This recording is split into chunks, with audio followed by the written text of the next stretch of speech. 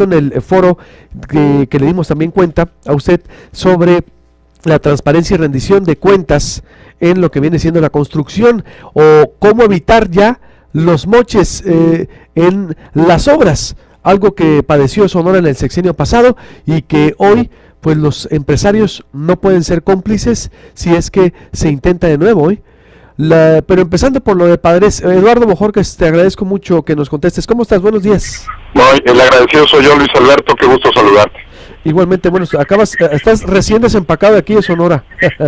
Pues sí, la verdad es que lo disfruté mucho, fueron 20 horas muy agradables en Hermosillo y la verdad es que hubiera sido un gusto verte en persona, no, fue un viaje muy corto. No, te entiendo, exactamente, vinieron precisamente a esas, horas de trabajo.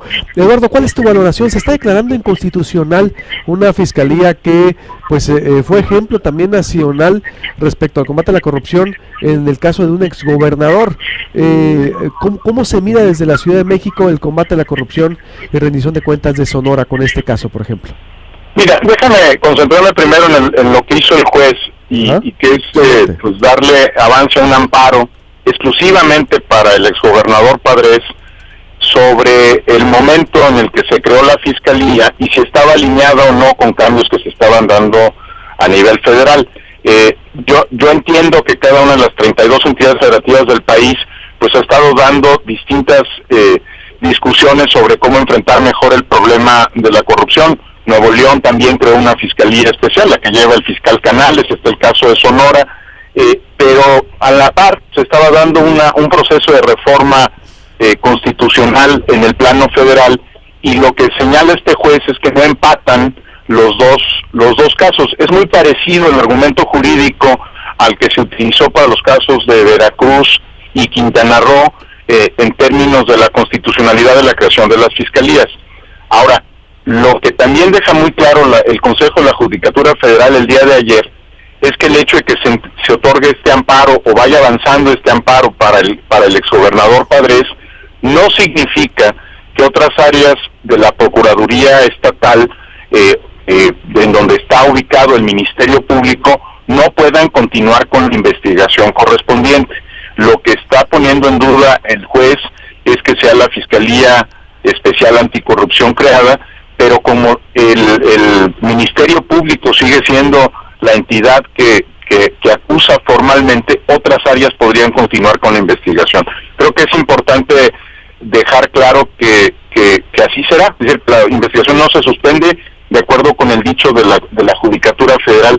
Y por último, pues decirte que el gobierno del Estado de Sonora está en toda libertad pues de pedir que se revise la decisión de este juez federal, es decir, esta es una primera instancia y podría o no ser ratificada por una instancia superior. Lo que queda claro es que esto no invalida los trabajos de investigación que se estén haciendo y se refiere a un caso muy particular.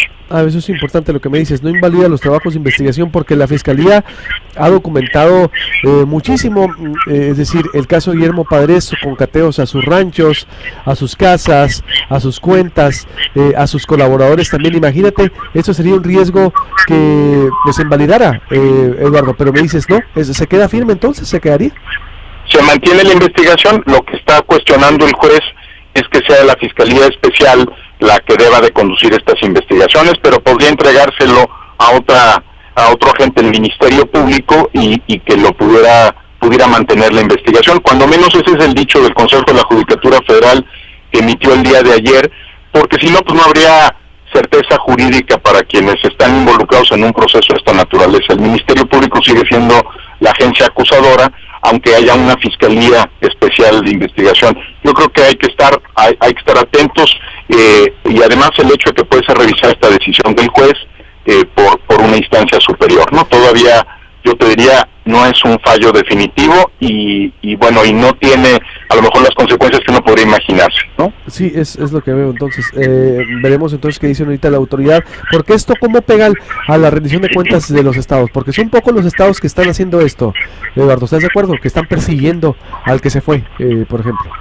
Sí, yo creo que, mira, lo que deja muy claro es que por eso necesitábamos un sistema nacional anticorrupción, porque lo que teníamos eran distintas expresiones de voluntad política, yo te diría Nuevo León, Sonora, en este momento Quintana Roo, Veracruz, pero estas acciones dependían mucho de los marcos legales e institucionales de los estados.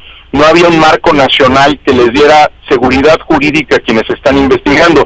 Hace unos días platiqué con el fiscal Canales de Nuevo León, que está llevando la investigación contra el exgobernador Rodrigo Medina, y te decía con mucha claridad, en la conversación nos decía que el marco jurídico e institucional para enfrentar la corrupción estaba lleno de huecos, de limitantes, de excepciones, y es indispensable que lo revisemos. Lo que está haciendo el Congreso de Sonora y otros congresos del país en este momento en términos de la creación de los sistemas estatales anticorrupción, por eso es tan importante, y también por eso tiene que ser tan cuidadoso que no abra la puerta para acciones de inconstitucionalidad. Lo peor que podría pasarle al Congreso del Estado de Sonora es que por tratar de ser creativo o bajarle o subirle algún tema, ponga en riesgo la legislación local y abra espacios para acciones de inconstitucionalidad desde los actores que pueden promoverlas a nivel nacional. Es un proceso bien importante y hay que estar muy cerca de lo que está pasando en el Congreso de Sonora. ¿Qué recomendación le haces al Estado entonces en lo que pudiera venir? Mira, lo primero es cuidar el futuro. Lo que está haciendo el Congreso en este momento tiene que apegarse lo más posible a las leyes generales que fueron creadas con ese propósito de darle armonía y sentido nacional al tema. Incluso te diría, creo que algo que tiene que valorar el Congreso de Sonora es si debe de generar una nueva ley de responsabilidades administrativas para Sonora, o si en cambio debería de tomar en consideración la ley general y sujetarse a ella. Piensa, por ejemplo, el gobierno federal no va a hacer una ley federal de responsabilidades administrativas, sino que va a tomar la ley general como su marco para operar. Yo creo que ese es un tema muy importante a discutir. Y el otro, yo te diría, es estar muy conscientes que cuando se diseñe la nueva Fiscalía Anticorrupción para Sonora, esta evite todos los vicios, las limitantes que tenían las antiguas subprocuradurías especializadas o fiscalías especializadas en delitos de servidores públicos. Sí estaban en muchos sentidos con las manos atadas, y creo que hay que decirlo. Hacia el futuro tenemos que darle mucho más poder de investigación a los fiscales anticorrupción para que puedan cumplir con su tarea, ¿no? Fortalecerlos entonces, robustecerlos, es lo que me dices, Sí, por lo que viene. Porque hay esta teoría de que es un problema de voluntad política, ¿no? Y sí, es cierto, hay temas de voluntad política, pero también hay limitantes institucionales. Déjame listarte tres muy rápido. Mira, por ejemplo, los fiscales no podían investigar en el mercado de valores, solo podían ver cuentas de banco. Para acceder a las cuentas de banco tenían que ir con la Comisión Nacional Bancaria de Valores para que les pudiera compartir la información, y eso iba demorando los procesos hasta el punto en que muchas veces prescribían los delitos. Otro asunto que no podían hacer, los ministerios públicos estaban preparados para sancionar servidores públicos, pero no sabían cómo investigar delitos económicos. Aquí, en los casos de Sonora y en todos los demás, hay agentes privados que actuaron en contubernio con las autoridades, no solo el funcionario o el político, también hay empresas vinculadas, notarios y otros actores económicos. Entonces no estaban preparados para enfrentar delitos económicos. Y la tercera cosa que yo diría es central, el nuevo Sistema Nacional Anticorrupción, además de sancionar funcionarios, lo que busca es desmantelar las redes de corrupción que se enquistaron en los gobiernos.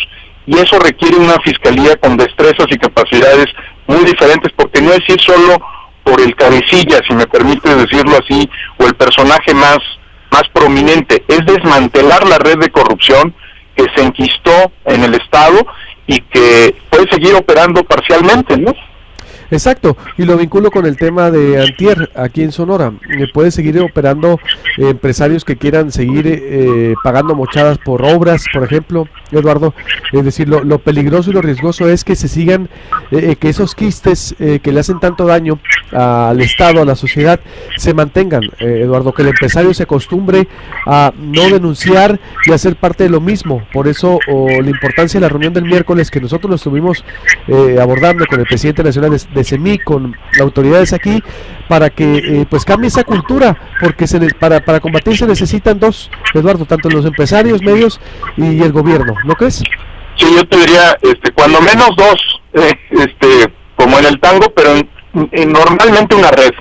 Y fíjate, hemos analizado muy de cerca el caso de Veracruz, y si tú ves el enfoque que está tomando la PGR, es el de ir por la red, ¿no? No solamente es Javier Duarte, su esposa, el prestanombres, están investigando también a los notarios que permitieron la creación de empresas fantasma, se están investigando algunos legisladores que actuaron de manera omisa, ¿no? En términos de revisión de la cuenta pública. Está en la mira Flavino Ríos, el exgobernador que posibilitó la fuga. Si tú ves el nuevo enfoque con el que tiene que trabajar la PGR a partir de la reforma constitucional de 2015, es ir por la red, ¿no? Es decir, sí son dos actores, el actor económico privado y el actor público, pero sobre todo todos aquellos que fueron omisos y posibilitaron que esto ocurriera, ¿no? Es muy probable que en los próximos meses pues se proceda en contra del auditor superior del estado de Veracruz, porque pues dio por buenas auditorías que hoy detectan hasta la entrega de placebos, ¿no? En el caso de los niños que están enfermos de cáncer, en fin. Yo te diría, ese es el cambio de enfoque justamente, ¿no? Los sistemas anticorrupción deben de buscar desmantelar redes y evitar que se enquisten, y como lo dices muy bien, lo platicamos muy largo el miércoles en Hermosillo, y lo hemos estado platicando con la CEMIC, la Cámara Mexicana de la Industria de la Construcción, y con Gustavo Arballo. Si el sector privado no hace su chamba anticorrupción, no le vamos a dar la vuelta a este problema, ¿no? El sector privado tiene que ser un aliado, no puede ir en lo público señalando la corrupción del gobierno y en lo privado pidiendo adjudicaciones directas, ¿no? O utilizando los moches como tú bien lo señalas.